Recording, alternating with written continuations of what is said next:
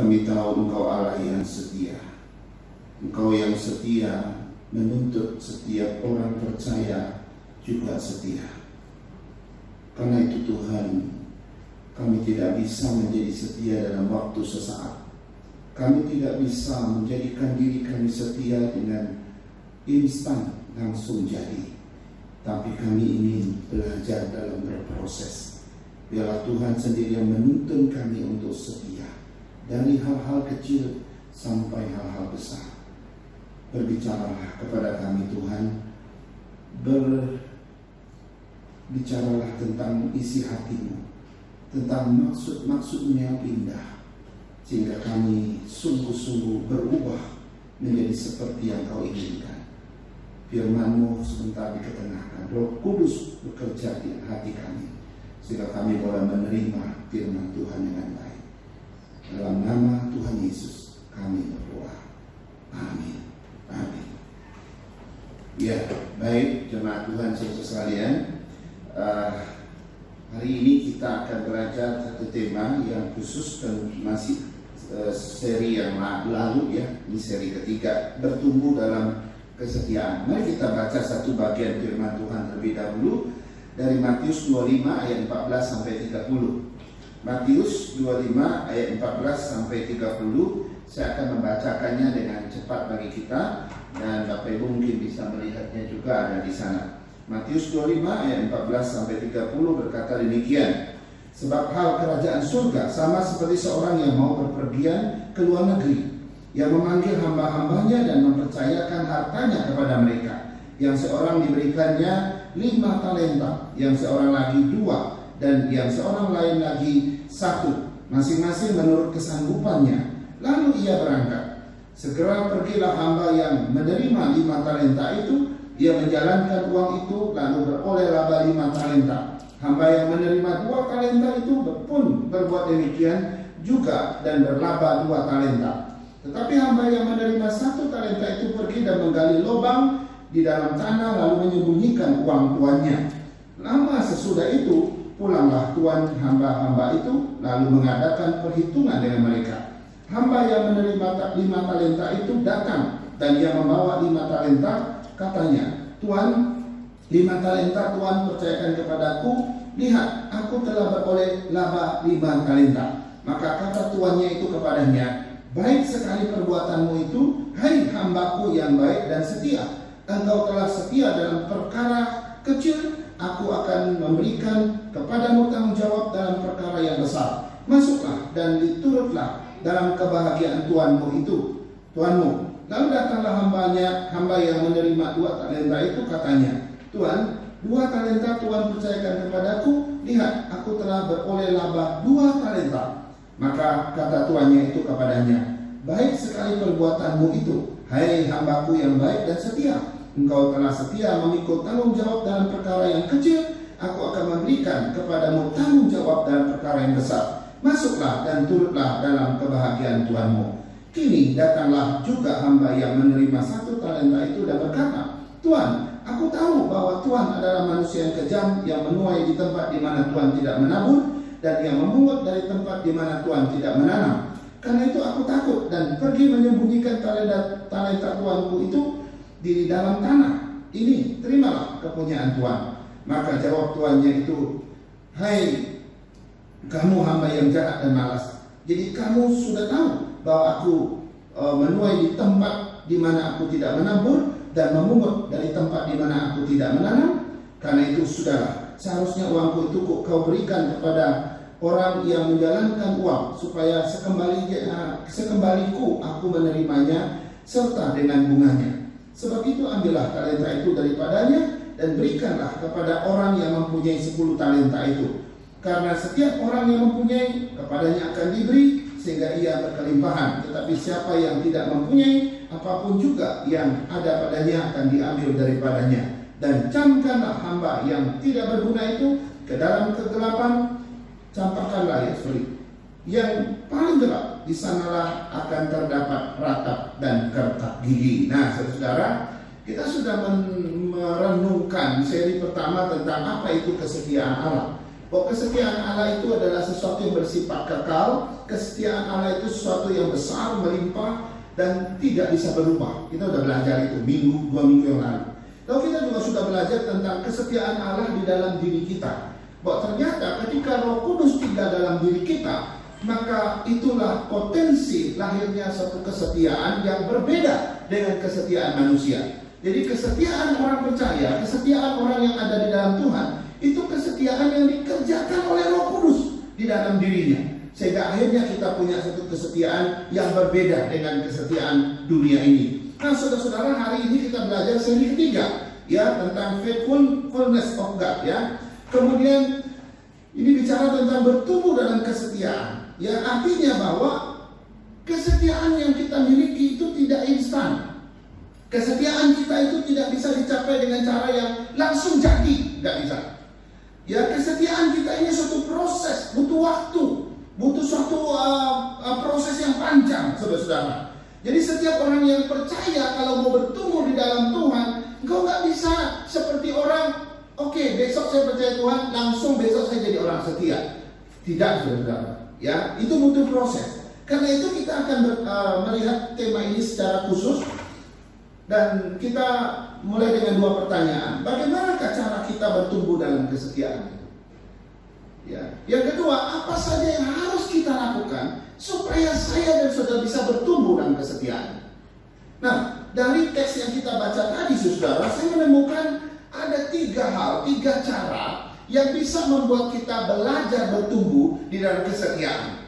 Yang pertama, saudara, yang pertama adalah kalau engkau mau bertumbuh dalam kesetiaan, yang pertama adalah belajarlah melaksanakan tugas dengan baik.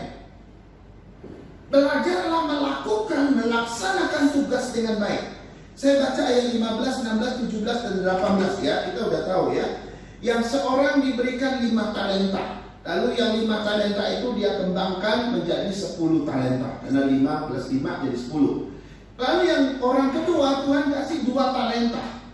Kemudian dari 2 talenta itu dia kembangkan menjadi 2 lagi sehingga menjadi 4 talenta. Tapi ada satu orang ketiga yang cuma dikasih 1 talenta dan dia tidak kembangkan, dia justru sembunyikan. Nah, saudara-saudara, saya mau beritahukan dulu apa sih talenta itu. Talenta yang dibicarakan di sini sebenarnya adalah mata uang, ya, bukan talenta dalam arti karunia, kemampuan, ya, bakat, bukan. Talenta yang dimaksudkan di sini adalah nilai, satu nilai sejumlah uang, misalnya 5 juta, 2 juta, 1 juta, gitu ya. Itu sama kayak begitu. Nah, yang menariknya adalah dari 3 orang yang diberikan talenta oleh tuannya ini, saudara-saudara, kita sudah tahu siapa yang melaksanakan pekerjaan tugas dengan baik dan siapa yang tidak melaksanakan pekerjaan tugasnya dengan tidak baik. Ya, orang yang melaksanakan tugasnya dengan baik itu dicap sebagai orang yang setia. Tapi orang yang tidak melaksanakan tugas dengan baik dan benar itu bukan hamba yang setia. Nah, siapa mereka? Saudara, 2 orang pertama adalah 2 orang yang disebut sebagai orang yang setia. Yang pertama yaitu orang yang menerima talenta 5 atau 5 talenta. Dia kembangkan, kemudian dia dapat 5 lagi, akhirnya jadi 10. Yang 2 dia kembangkan menjadi 2. 2 hamba pertama ini disebut sebagai hamba yang setia oleh tuannya. Nah, menarik ya. Tuannya berkata begini, baik sekali perbuatanmu, hai hambaku yang baik dan setia. Dia ucapkan kalimat ini kepada hamba yang pertama yang dapat 5 talenta. Kemudian kalimat yang sama diucapkan juga kepada hamba yang kedua yang dapat 2 talenta. Baik sekali hambaku yang baik dan setia. Baik sekali perbuatanmu.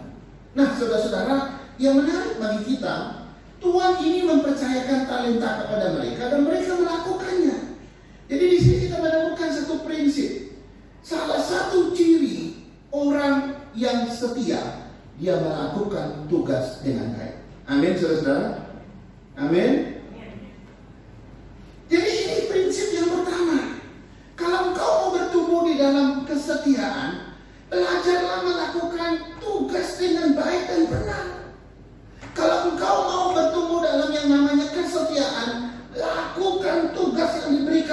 kamu dengan baik. Bukankah ini juga sering terjadi di perusahaan-perusahaan di tempat kita bekerja? Ketika engkau lakukan tugas yang diberikan bosmu dengan baik, wah, bosmu akan puji kamu. Ini karyawanku yang luar biasa. Kan sama kan?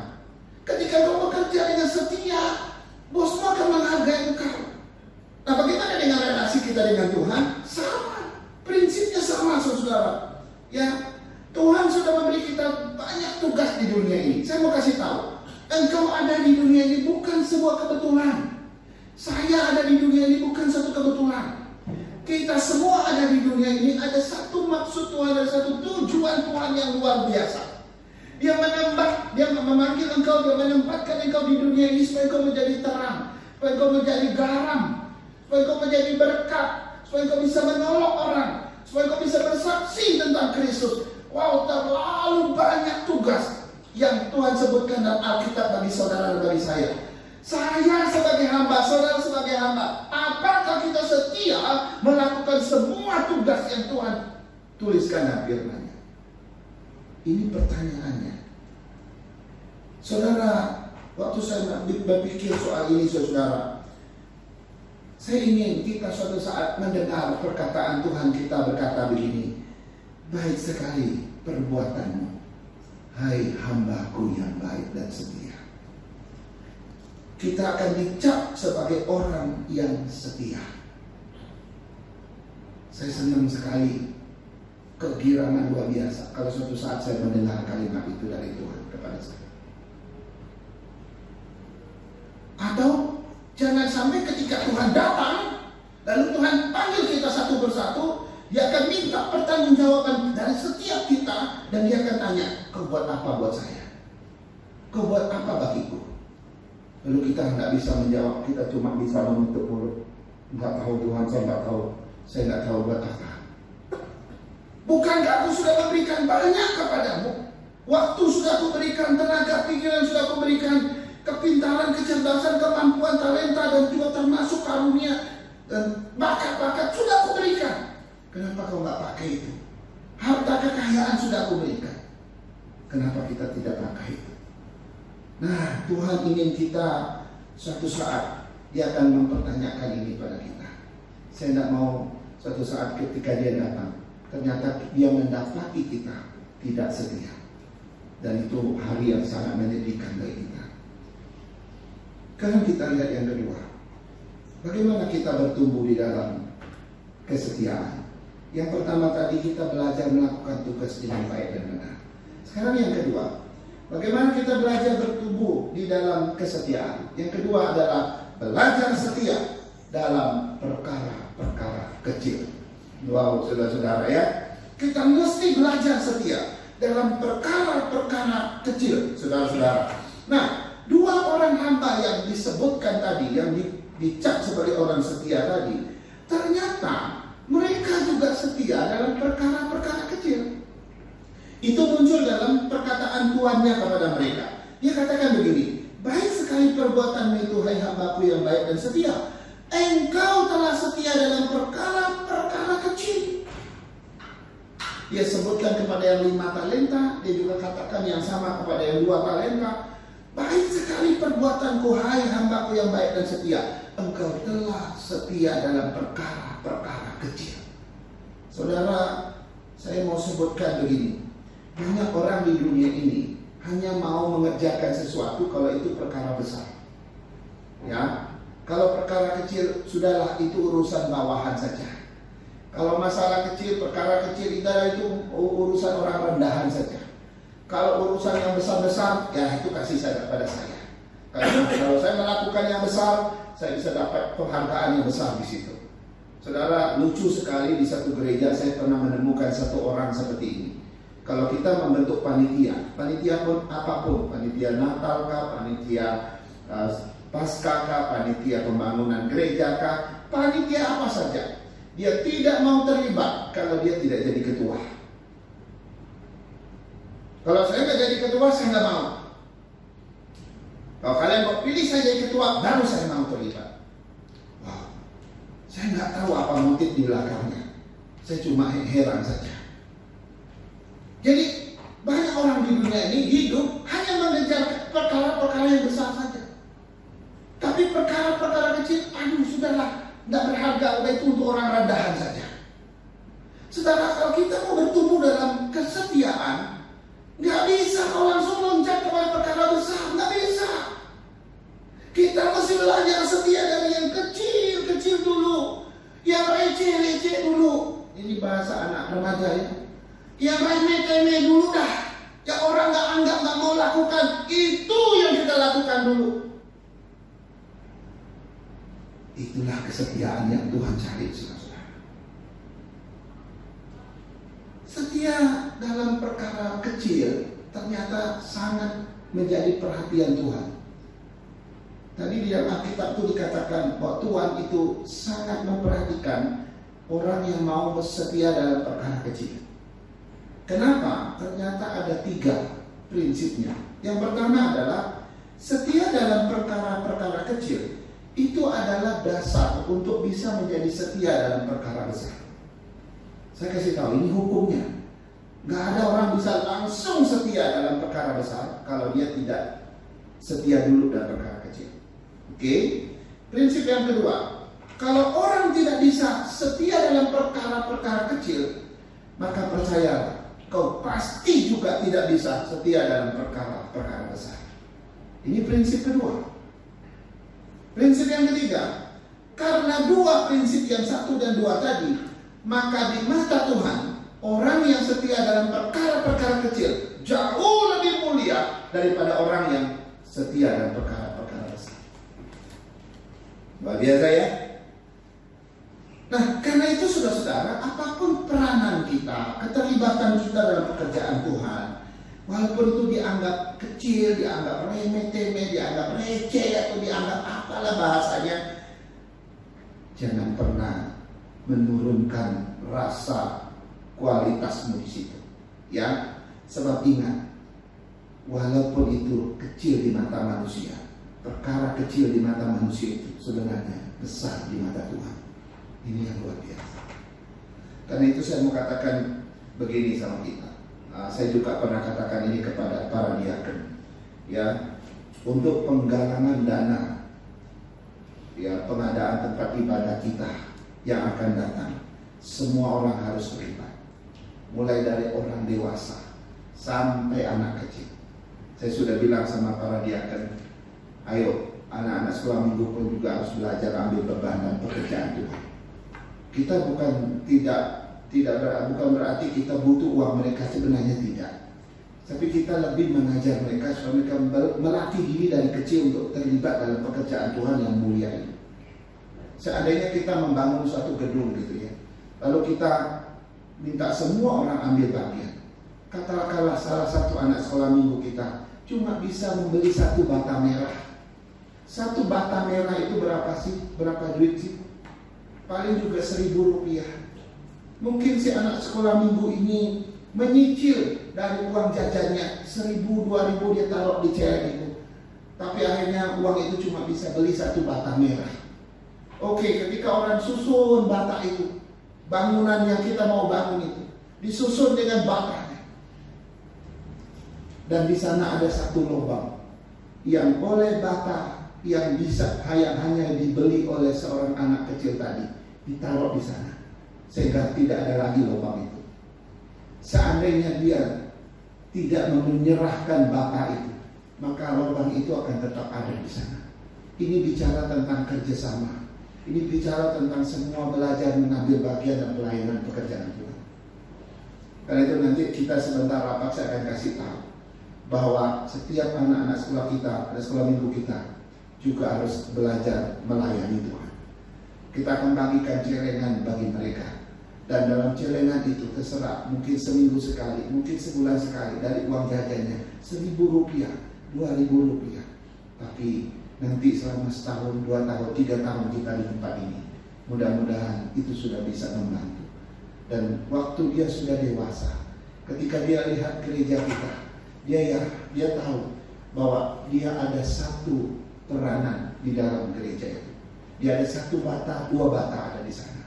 Dan dia akan berbangga karena kita telah memberi kesempatan bagi dia.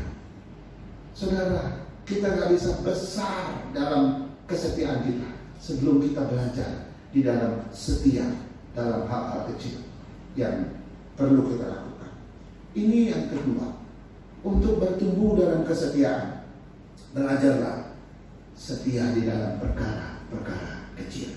Kalau kita lihat yang ketiga, yang terakhir, bagaimana supaya kita bisa belajar atau bertumbuh di dalam kesetiaan. Yang ketiga adalah kita mesti belajar bertekun sampai waktu penghabisan. Ini yang penting, ya. Sampai waktu penghabisan. Saudara-saudara, ada satu kalimat yang menarik di dalam ayat-ayat yang diucapkan Tuhan kepada 3 orang ini, khususnya kepada 2 orang hamba yang pertama. Dia berkata begini, masuklah dan turutlah dalam kebahagiaan Tuhan. Dia ucapkan kepada yang 5 talenta, dia juga ucapkan kepada yang 2 talenta, masuklah dan turutlah dalam kebahagiaan Tuhanmu. Saudara, kalimat ini menjadi menarik perhatian saya. Kenapa? Karena kalimat ini mau menyatakan sesuatu yang penting buat kita. Ya, kalimat ini sebenarnya mau mengatakan begini, bahwa waktunya sudah selesai. Ya, bahwa masanya sudah berakhir. Waktu ujian kesetiaanmu sudah selesai. Tidak ada waktu lagi untuk membuktikan kesetiaanmu. Kalau hari ini kau didapati setia, maka masuklah, turutlah dalam kebahagiaan Tuhanmu. Saudara, waktunya suatu saat ini akan sampai kepada satu batas akhir. Pada waktunya kita akan diperhadapkan dengan Tuhan, dan waktu itu sudah waktu yang dimana sudah selesai. Kita sudah selesai membuktikan kesetiaan kita selama kita hidup. Ya, nah pertanyaannya, apakah aku setia sampai waktu penghabisan? Apakah saya setia kepada Tuhan sampai pada waktu itu nanti? Saya mau kasih tahu satu hal, saudara-saudara. Seringkali orang setia cuma di awal. Waktu dia percaya Yesus, pertama kali percaya Yesus atau pertama kali menjadi orang gereja, orang Kristen. Wow, dia setianya luar biasa. Dia setia ke gereja, setia baca firman, setia dalam banyak hal. Tapi dalam seiring waktu, di pertengahan usia hidupnya, dia mulai kehilangan kesetiaannya. Dan akhirnya sampai kepada finish. Waktu dia mati sebagai orang tak setia. Tuhan tidak melihat kesetiaan di awal. Yang Tuhan lihat adalah kesetiaan di akhir. Celakalah kita kalau kita cuma setia di awal, setia di tengah, tapi di akhir hidup kita nggak setia. Tapi kita mendapatkan satu jawaban yang jelas di dalam Alkitab, bahwa orang yang tidak setia sampai akhir, sebenarnya itu membuktikan dia bukan umat pilihan Tuhan. Ya, saya sering melihat dulu teman-teman saya, luar biasa melayani Tuhan. Hari ini mereka di mana? Sudah melayani Tuhan. Ya, maka mereka sudah meninggalkan Tuhan mereka. Di akhirnya mereka pergi, ya, dan tidak lagi melayani Tuhan. Wow. Dan itu membuktikan mereka bukan umat pilihan Tuhan. Dari mana kita tahu? Saya mau baca 1 Yohanes 2 ayat 19. 1 Yohanes 2 ayat 19 berkata begini. Memang mereka berasal dari antara kita, tetapi mereka tidak sungguh-sungguh termasuk pada kita. Sebab jika mereka sungguh-sungguh termasuk pada kita, niscaya mereka tetap bersama-sama dengan kita. Tetapi hal ini terjadi supaya menjadi nyata bahwa tidak semua mereka sungguh-sungguh termasuk pada kita. Ini satu ayat yang tegas sekali. Ya, belum tentu orang yang masuk gereja adalah umat pilihan Tuhan. Karena itu kita harus koreksi hati kita, diri kita sungguh-sungguh Bapak Ibu. Saya berharap semua kita yang ada hari ini, sampai waktu penghabisan, semua kita tetap lengkap ketemu Tuhan nanti. Itu harapan saya, kerinduan saya. Dan saya harap saudara juga punya hati yang sama. Jangan sampai hari ini kita begitu setia, tapi di akhir kita nggak setia. Dan dulu kita juga orang yang sudah ada banyak teman-teman kita di sini, bukan? Di mana mereka hari ini? Kita nggak tahu. Jangan sampai kita menggenapi ayat ini. Memang mereka ada di antara kita selama ini, tetapi mereka sesungguhnya bukanlah termasuk pada kita. Sebab pada suatu saat mereka akan pergi meninggalkan kita. Mereka bukan pilihan Tuhan. Saya harap saudara yang bertahan di GP Kris Kelapa Gading, saudara yang setia dan yang dipilih Tuhan. Mari kita berdoa. Bapa, kami bersyukur dan berterima kasih karena Kau telah menyatakan firman-Mu bagi kami. Kau telah menyatakan isi hati-Mu. Hari ini kami belajar tentang kesetiaan, belajar bertumbuh di dalam kesetiaan itu. Seringkali kami gagal, seringkali kami jatuh dalam kesetiaan kami. Ada kalanya kami nggak setia kepada-Mu Tuhan. Ampuni kami, bawa kami kembali kepada-Mu untuk kembali setia kepada-Mu. Kami seringkali disesatkan oleh dunia ini, oleh gemerlapnya kerajaan dunia ini, sehingga kami seringkali melupakan Tuhan, tidak menjadikan Tuhan number one dalam hidup kami. Ampuni kami Tuhan, berkati kami Tuhan, dan pelihara kami dalam nama Yesus.